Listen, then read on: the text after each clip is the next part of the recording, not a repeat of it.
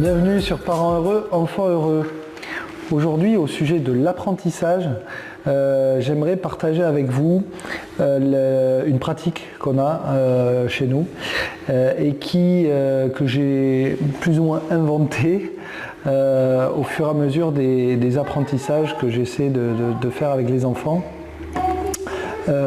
C'est une pratique qui essaie de s'inspirer de ce que nous disent les neurosciences aujourd'hui.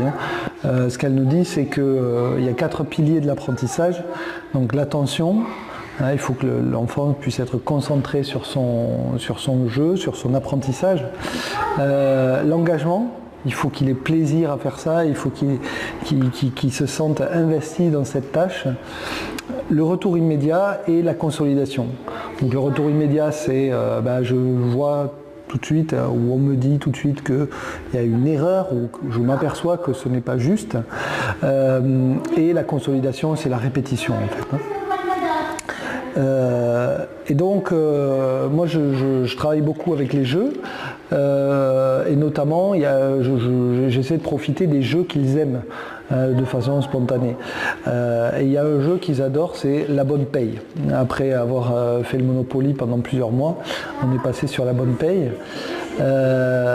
Sauf que la bonne paye, ça me convenait moyennement parce que je n'y trouvais pas suffisamment d'apprentissage. Je trouvais que c'était un support un peu limité en termes d'apprentissage. Alors, un jour, j'ai décidé, je leur ai proposé de faire une bonne paye améliorée. Et pour améliorer la bonne paye, j'ai tout simplement rajouté des éléments très simples. Au début, j'ai fait des petits papiers et je faisais des devinettes. Alors, je crois que j'en ai par là. Je vais aller les chercher. J'ai fait des devinettes. Bon, par exemple, un petit papier où j'écrivais des additions, des soustractions.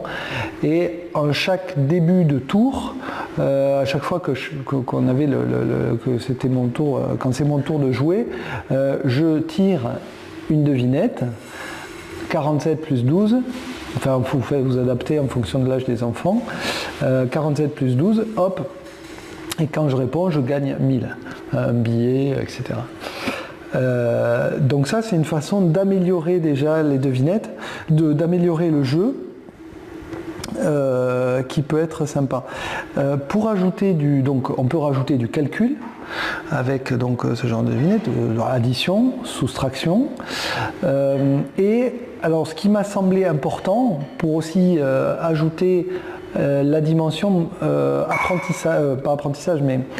manipulation. Quand les enfants ont des difficultés avec les calculs, on peut par exemple utiliser du matériel Montessori. Alors je ne le dis pas trop fort parce que nous on a investi dans beaucoup de matériel Montessori et il se trouve que nos enfants en fait ne l'utilisent pas ou l'utilisent très peu et ils ont fait une sorte de rejet à Montessori, peut-être parce qu'on a trouvé ça tellement génial, nous, et on avait tellement envie qu'ils s'investissent là-dedans et qu'ils l'utilisent qu'en fait, dès qu'on dit le mot Montessori, ils ne veulent pas faire. Mais là, il y a du matériel Montessori qui utilise les perles. Donc les perles avec des barres de 10, des perles, bien sûr, des unités. Donc on a par exemple des unités, des dizaines, des centaines et des milles. Donc c'est du beau matériel et je l'ai utilisé à la bonne paye en remplaçant les billets ou en ajoutant aux billets les perles Montessori. Et donc à chaque début de tour, on avait le droit de répondre à une devinette et qu'on faisait nous-mêmes, et de gagner à chaque fois le montant deviné en perles. Donc si je faisais des additions, je disais 47 plus 3, 50, et bien dans ce cas-là, on avait le droit d'avoir 50 euros de plus dans son jeu. Et là, ça a été vraiment, on a joué à ce jeu très simple, mais en même temps qui les faisait beaucoup travailler sur les additions, avec beaucoup de plaisir, alors qu'avant c'était un peu difficile. Ils y ont joué, mais des semaines entières. Ils se levaient le matin, ils allaient jouer à la bonne paye améliorée. Le soir, ils réclamaient la bonne paye améliorée. Enfin, vraiment, c'est un jeu qui a énormément marché. Alors en fait, chacun va pouvoir adapter l'amélioration qui lui plaît, hein, et améliorer le jeu dans le sens qui l'intéresse. Alors en ce moment, on est plus sur la lecture. Ils ont davantage envie de lire. Donc le même jeu, que tout en continuant à travailler sur le calcul, la lecture des cartes, que je faisais autrefois moi-même, maintenant ce sont les enfants qui les font. Eh bien voilà, ça peut être le support pour lire, bien sûr. Alors on a ajouté, il y a aussi une grande mode en ce moment qui m'a permis d'améliorer ce jeu. En fait, c'est pas moi qui l'ai fait, ce sont les enfants eux-mêmes qui ont décidé de l'améliorer dans ce sens. Ils l'ont amélioré avec des cartes Pokémon. Alors les cartes Pokémon pour l'apprentissage ici, on l'utilise comme un élément de plaisir. C'est un élément qui vient donner du peps au jeu, qui vient lui donner une originalité. Ils sont très contents d'avoir ces cartes Pokémon. Alors ils ont inventé des règles franchement ultra complexes que j'ai mis plus de temps qu'eux à assimiler. Mais je constate, en fait, peu importe la règle, je ne vais pas vous la donner là, c'est tellement complexe, à chaque tour on a le droit d'acheter des Pokémon, ces Pokémon nous permettent de se défausser de cartes négatives, etc.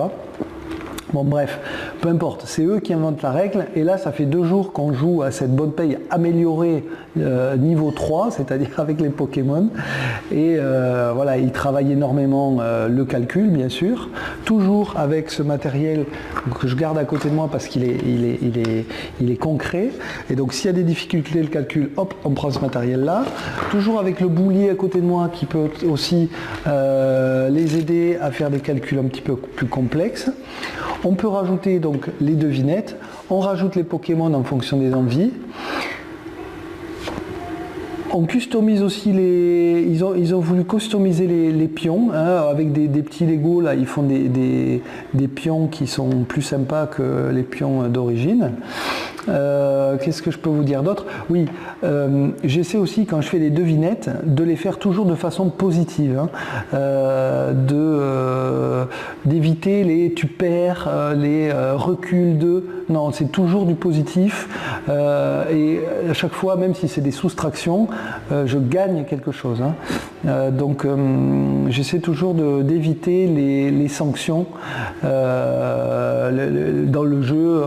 Voilà, c'est la notion d'abondance, et on gagne, et à chaque fois qu'ils gagnent, leurs yeux brillent et ils adorent ça. Donc favoriser le plaisir, quoi, toujours pareil, hein. L'objectif ici, c'est déjà de passer un très bon moment ensemble, et c'est le cas parce que là on vient de faire 1h30 de jeu, et ils ont adoré ça. Hier on avait fait 2 ou 3 heures aussi.